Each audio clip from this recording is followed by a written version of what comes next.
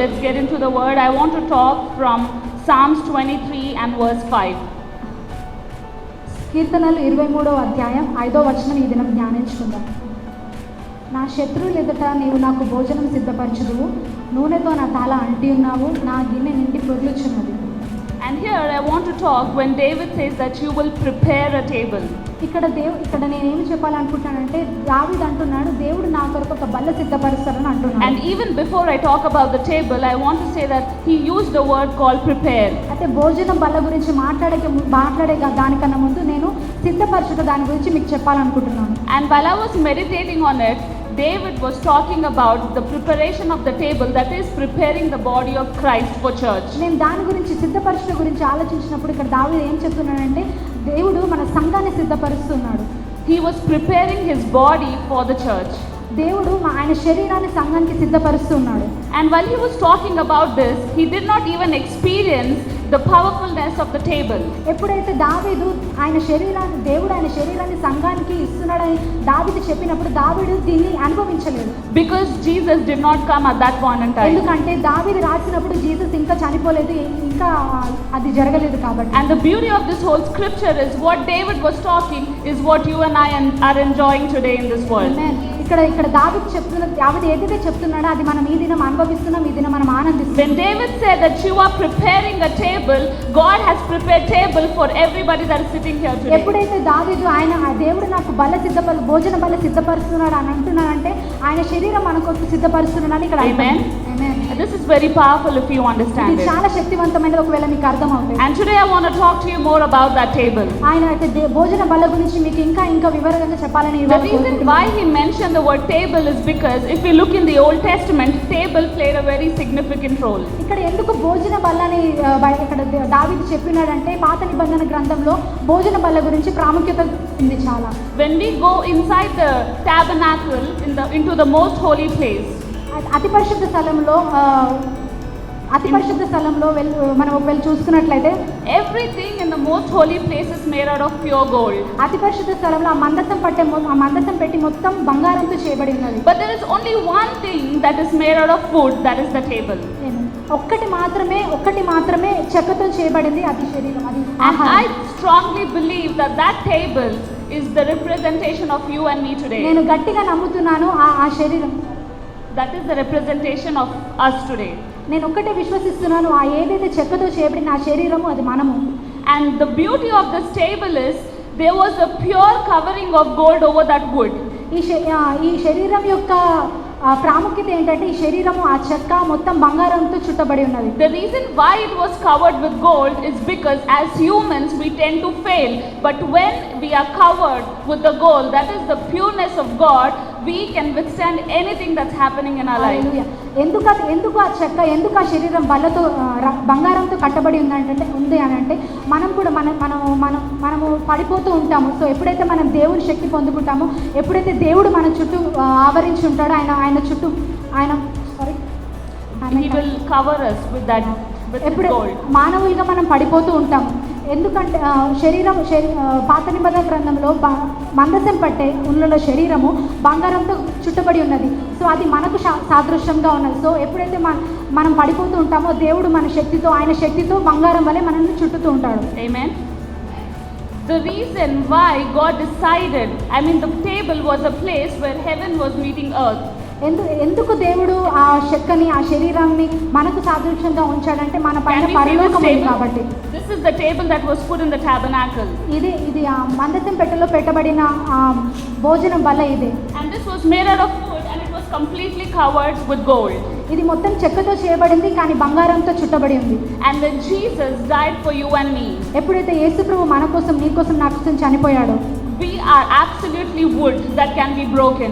మనము చెక్కకు సమానంగా ఉన్నాం, ఎందుకంటే చెక్క విరిగిపోతుంది, మనం కూడా పడిపోతాము. And when Jesus died on that cross, the gold was put all over us so that we may be broken, but we will not be destroyed. ఎప్పుడైతే యేసు ప్రభు సిలువలో చనిపోయాడో మన చుట్టూ బంగారంతో చుట్టబడి ఉంది. ఒకవేళ మనం పడిపోయినా, ఒకవేళ ఆ చెక్క విరిగిపోయినా కూడా మన చుట్టూ బంగారంతో చుట్టబడి ఉన్నది. Amen. Amen. So today I want to remind you, my dear friends, I don't know what you're struggling with, but I want to tell you that Jesus has died for you and me so that we can enjoy the goodness of ఈ gold. దినం మీకు ఒకటి చెప్పాలనుకుంటా. మీరు ఏ పరిస్థితి గుండా వెళ్తున్నా కూడా మీరు ఒకటి జ్ఞాపకం చేసుకోండి. యేసు ప్రభు మన చుట్టూ ఉన్నాడు. యేసు ప్రభు మన కోసం చనిపోయాడు. ఆయన సిలువలో చేసిన కార్యం మనం ధ్యానించినప్పుడు ఆయన సంతోషాన్ని, పూర్ణ సంతోషాన్ని మనం అనుభవించగలుగుతాం. And why only gold and not other? ఎందుకు దేవుడు బంగారాన్ని చూస్ చేసుకున్నాడు, వేరే ఎందుకు కాదు? Because gold is the only substance that can pass through fire and still not lose the value of it. ఎందుకు దేవుడు బంగారం మాత్రం చూస్ చేసుకున్నాడంటే బంగారం అగ్ని గుండా వెళ్ళినా కూడా అది పాడవదు, ఇంకా సువర్ణంగా మారుతుంది కాబట్టి. So no matter what state you put gold in, it will still be the complete gold and it can never be broken. Amen. బంగారం ఏ స్థితిలో పెట్టినా కూడా అది బంగారమే, ఇంకా సువర్ణంగా మారుతుంది కాబట్టి దేవుడు మనని బంగారంతో చుట్టి ఉన్నాడు. And today I want to remind you, my dear friends, I don't know what you're going through today, but you are as good as gold. Amen.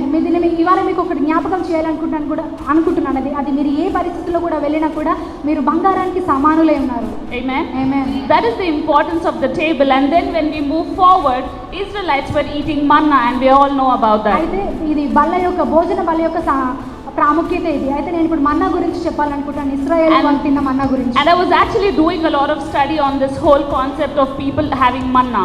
అయితే ఈ మన్నా గురించి అక్కడున్న జనాలు మన్నా గురించి దాని గురించి నేను ధ్యానిస్తున్నాను, చాలా ధ్యానించాను. So people were in wilderness for 40 years. ఎప్పుడైతే ఆ ఇశ్రాయేలు జనము అరణ్యములో 40 సంవత్సరాలు ఉన్నారో, we never heard of a story where anybody was sick or anybody died of any sickness. అరణ్యంలో ఉన్నప్పుడు ఎవరు రోగులుగా ఉండడం, ఎవరైనా మరణించడం అనేది మనం ఎప్పుడు వినలేదు. And very interesting part is we've never seen even their clothes to be torn in the entire 40 years. ఇక్కడ ఆసక్తికరమైన విషయం ఏంటంటే ఇన్ని సంవత్సరాల్లో వాళ్ళు బట్టలు కూడా చినిగిపోలేదు. 40 years they've been wearing same clothes. 40 సంవత్సరాలు వారు అదే బట్ట వేసుకున్నారు. I wish I knew which brand those clothes were made of. I would have buy them. మనకు ఒకవేళ నేను ఊహించుకుంటాను అది ఏ బ్రాండ్ తో చేసి ఉండొచ్చు అని. Alright, so that is the importance of eating the bread from heaven. So ఆ పరలోకములో వచ్చే మన్నా యొక్క సామర్థ్యత అదే, ఒక ప్రాముఖ్యత అదే.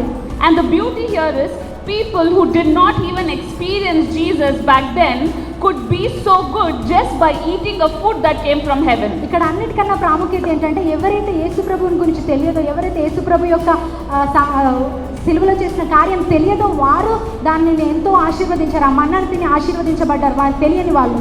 Imagine what you and I can do in this world with the body of Jesus. వారు తెలియని వాళ్ళే అంత ఆశీర్వదించబడినప్పుడు మీరు నేను యేసు ప్రభువుని తెలిసిన వాళ్ళు ఇంకెంత ఆశీర్వదించబడదాం. I urge you, my dear friends, do not take communion lightly. నేను ఒక్కటే విషయం మీకు మరలా చెప్తున్నాను, ఆ బల్ల ఆయన శరీరము, ఆయన రొట్టె ఎప్పుడు మీరు సాధారణంగా తీసుకోవాలి. If only you can understand the beauty that is in communion, I'm telling you, you would be full of health and full of money, and there is nothing in this world that can come against you. ఆ బలలో ఉన్న ఆ శక్తి తెలుసుకొని మీరు తీసుకున్నప్పుడైతే మీరు సంపూర్ణ ఆరోగ్యంగా ఉంటారు, ఆశీర్వాదకరంగా ఉంటారు, ధనవంతులుగా ఉంటారు. ఈ లోకాన్ని మీరు జయిస్తారు, ఏది మిమ్మల్ని ఆపదు. Even if you're going through the place of wilderness, మీరు అరణ్యం గుండా వెళుతున్నా కూడా this communion is going to help you to get through that. ఈ బల్ల మీరు తీసుకున్నప్పుడు అరణ్య గుండా వెళ్తున్న పరిస్థితుల్లో కూడా ఈ బల్ల మనకు జయం ఇస్తుంది, తోడుగా ఉంటుంది. And in the olden days, the bread that was put on this table was called the bread of presence. పాత కాలంలో పాత నిబంధన గ్రంథంలో ఈ బల్ల పైన పెడుతున్న ఆహారం అంటే ఆ రొట్టెని they call it the bread of presence. ఆ రొట్టె ఎప్పుడైతే ఆ బల్ల పైన పెట్టిన రొట్టెని దేవుని సన్నిధి అని విశ్వసిస్తారు. And every time we come together in communion, we are ready to experience the presence మరి of God. ప్రతిసారి అదే విధంగా మనం ఎప్పుడైతే బల్ల తీసుకుంటున్నామో, ఎప్పుడైతే మనం అందరం కలిసి బల్ల తీసుకుంటున్నామో ఆయన సన్నిధి ఇక్కడ ఉందని మనం విశ్వసించాలి. Amen. Amen. And David says that you will prepare a table in front of my enemies. దావీదు చెప్తున్నాడు నీవు నాకు శత్రువుల ఎదుట భోజనం సిద్ధపరుస్తావు అని దావీదు చెప్తున్నాడు. And now what it means is God has prepared his body for you so that you can face your enemies. ఇప్పుడు దాని అర్థం ఏంటంటే దేవుడు ఆయన శరీరం మన కొరకు ఆయన బల్ల మీద సిద్ధపరుచున్నాడని దాని అర్థం. And I don't know what enemies that you're fighting today. మీరు ఏ శత్రువుతో మీరు పోరాటం చేస్తున్నారు నాకు తెలియదు. I don't know what you're really fighting. It could be sickness, it it could be financial issues, or it could be anything. మీరు ఆర్థిక పరిస్థితులు అయి ఉండొచ్చు, అనారోగ్య పరిస్థితులు అయి ఉండొచ్చు, ఏ పరిస్థితి కూడా వెళ్తున్నా కూడా Maybe you're fighting generational curses as well. మీరు తరతరాలుగా వచ్చే శాపంతో పోరాడుతున్నారేమో. But let me tell you that He has already prepared the table for you. నేను మీకు ఒక విషయం చెప్తున్నాను, దేవుడు మీకు ఆల్రెడీ ఆయన భోజనం సిద్ధపరిచి ఉన్నాడు. And as you take part in this table, ఆయన ఆ భోజనంలో మనం చేయి వేసినప్పుడు the enemies will fall like how the giant has fallen down. ఎరికో గోడలు ఏ విధంగా అయితే పడిపోయిన శత్రువులు ఆ విధంగా పడిపోతారు. And I want you to stand up on your feet today, my dear మీరందరూ friends. లేచి నిలబడాలి. ఇది